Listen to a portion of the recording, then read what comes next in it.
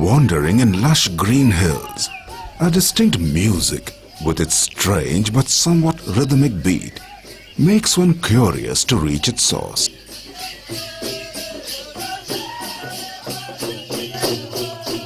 The sound leads us to a village where Warlis, one of the tribes of India, live. The Warli are one of the tribes of India. They live in parts of Nashik and Dhule districts of Maharashtra, mostly in Dahanu and Talasari in the northern part of Thane district, and also in Valsad district of Gujarat, and the Union territories of Dadra and Nagar Haveli, and Daman and Diu. They have their own beliefs, lifestyle, customs and tradition, which reflect the influence of Hindu cultural traditions. The word Warli is derived from Waral, meaning piece of land or field. Waral was the name given to a piece of land they had managed to extract out of an abandoned area by pruning extended tree branches and clearing shrubs and wild plants so that they could undertake cultivation for their livelihood. Such a piece of land came to be known as Waral, and the community eventually came to be known as Warli. Oral traditions tell us that the Warlis moved southwards in search of land for shifting cultivation to the foothills of the Sahyadri, the Western Ghats, where they live now. However, in the pre-independence period, the British, who considered shifting cultivation a wasteful exercise, tried to exploit the Warlis. But the Warlis sustained their culture by settling further deep into the forests. After India attained independence, things also changed for them. Warli paintings owe their origin to a prehistoric period. Their wall paintings are similar to wall paintings done by prehistoric man around 10,000 BC. Their extremely simple wall paintings use very basic geometric patterns: a circle, a triangle and a square. A circle represents the sun and the moon, while a triangle takes the form of mountains and conical trees. A square represents a piece of land as well as an auspicious square, a chauk, which forms the center for each religious painting. Chauks are of two types, Dev Chauk and Lagna Chauk. In the center of Dev Chauk, they draw the image of Palghat, the goddess of fertility.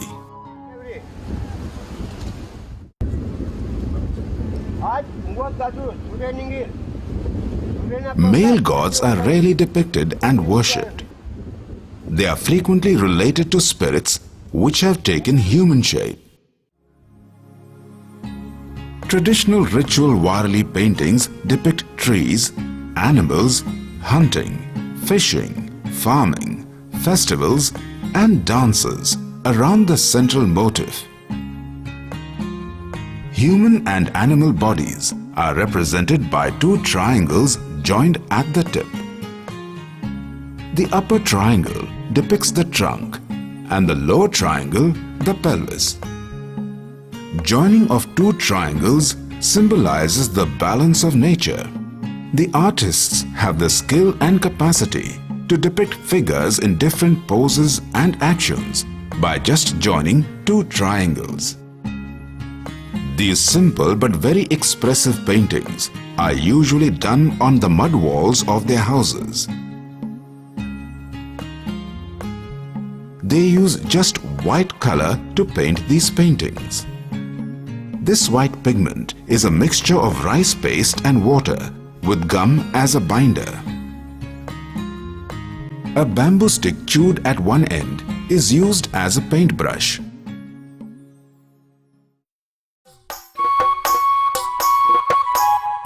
The wall paintings are done only for special occasions such as weddings or harvests. These paintings reflect their lifestyle, culture and traditions. But in the 1970s, this ritual art took a radical turn when Jivya Soma Mase started to paint not for any special ritual but because of his artistic instinct. The story of Padma Shri Jivya Soma Mase is very interesting and inspiring. He learned his basics in childhood while observing women who drew different designs and patterns on the walls. It was a time when Warli painting was only the domain of women who used to paint the interiors of their houses only on special occasions. Jivya Soma Mase is the first male Warli artist to attain national as well as international recognition. मला काम मला याचा काम करायचं बसा म्हणजे मला शौक हा पडत काम करायचं सांग. Though a several centuries old art tradition, Warli art came into the public domain only in the late 70s, thanks to the efforts of some committed art historians and lovers. But in less than half a century, it has spread its wings globally, at least for young artists like Madhukar Vadu, on whose work a book in German has specially been brought out by his admirers.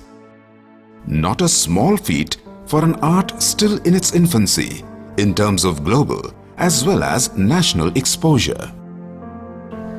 लाल मट्टी पे चावल का आटा क्यों इस्तेमाल करने लगे लोग कि धरती माँ का और कंसरी माँ का एक बहुत बड़ा रिलेशन है।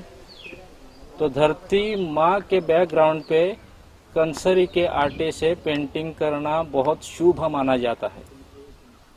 हमारे आदिवासी में 3 रिलेशन ऐसे है कि जो आदमी भूल नहीं पाता है, धरतरी, कंसरी, गावतरी।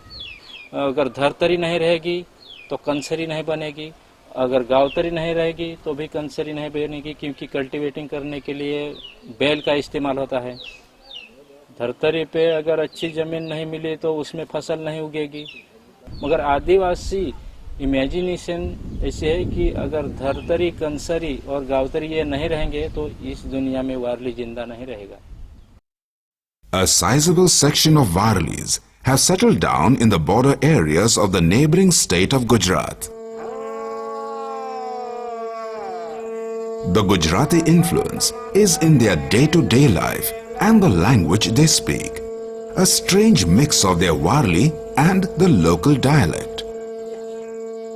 The rituals they celebrate are the same as the Warlis in Maharashtra, but some practices differ at times.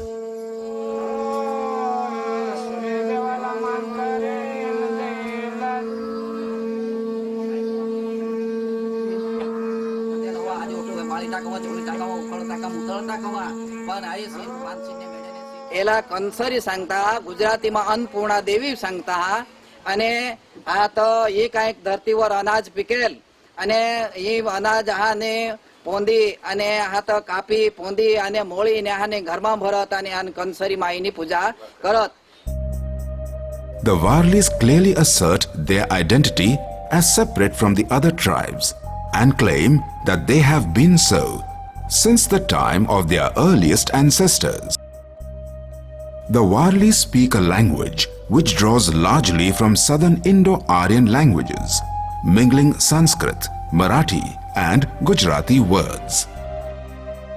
वारली चित्रकला ही लिपी आहे आणि वारली चित्रकला काय आहे हे जेव्हा वारली चौकानी जगाला दाखवले तेव्हा या वारली चौकाचा अर्थ म्हणजेच जगाची उत्पत्ती, महाप्रलय आणि आजचे जीवन.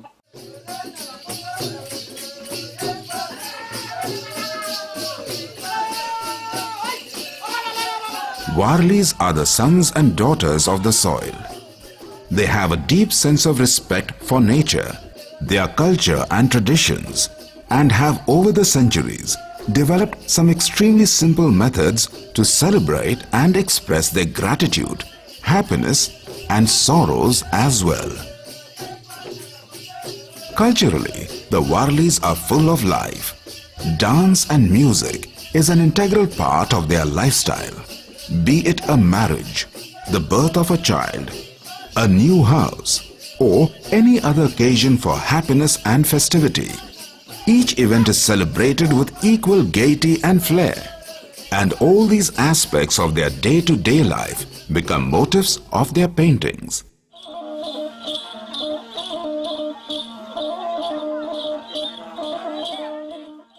Tarapa, an indigenously made trumpet, is one such accomplishment the community cannot live without, and has become the most identifiable symbol of Warli living, life and art.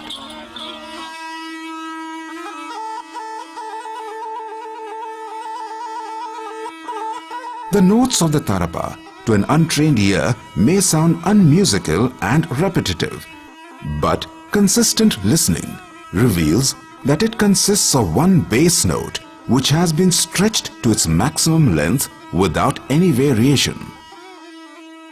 The sound essentially expresses a continuity of life in which all living beings participate.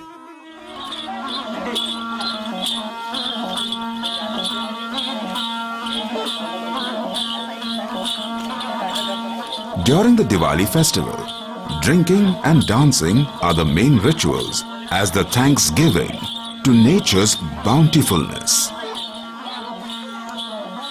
In every celebration and festival, the tarapa plays an important role. The dance, which begins during the day, continues throughout the night.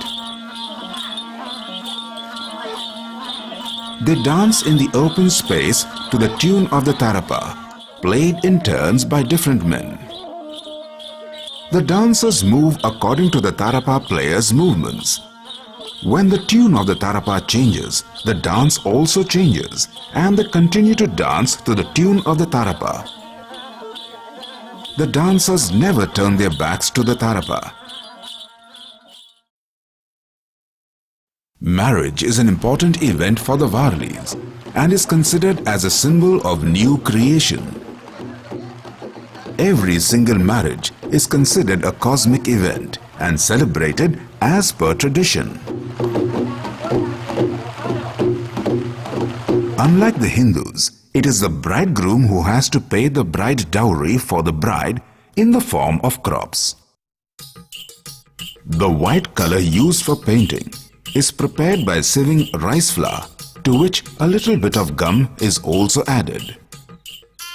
The wall is plastered with a mixture of cow dung and geru, red mud.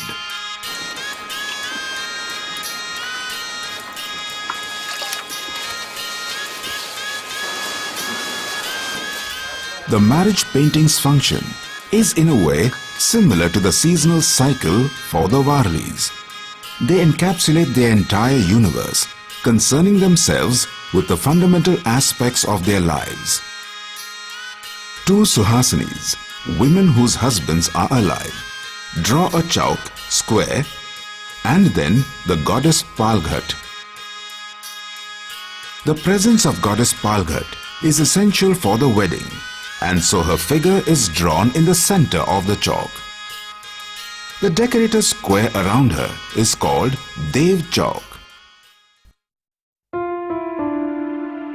The entry of this art in the public domain has resulted in an impact on the traditional art, and new figures started appearing in the work, being done by the younger generation.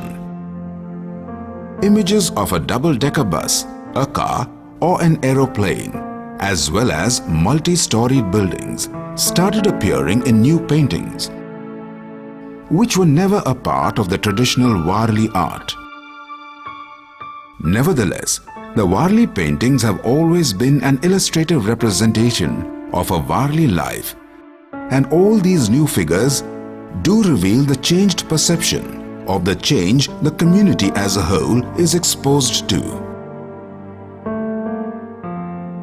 The exposure has led to the emergence of a number of young artists, including some young housewives, like Reena Santya Umbarsada, who has found a new meaning in life and feel much more empowered and confident today. Even experimenting with the colors by breaking the traditional barrier of using only white color. मैं मजबूरी से शुरुआत की और जब भी painting किया तो एक भी नहीं रहता था, सब पूरा ही बेच दिया।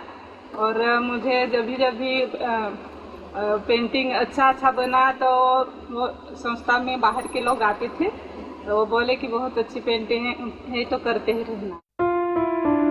Kusum Soma Kharpade is another young housewife who has developed a different identity for herself by her imaginative work.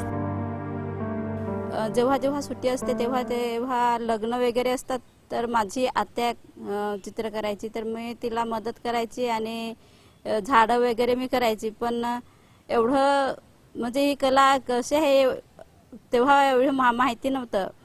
पण माझं लग्न झालं 1995ला, तेव्हापासून मी त्याच्यानंतर म्हणजे वारली पेंटिंग मध्ये जास्त करून उतरली।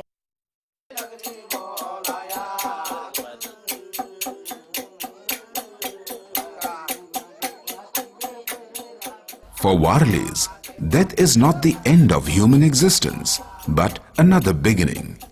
They believe that death is the same as marriage and observe almost similar rites as they do during marriage.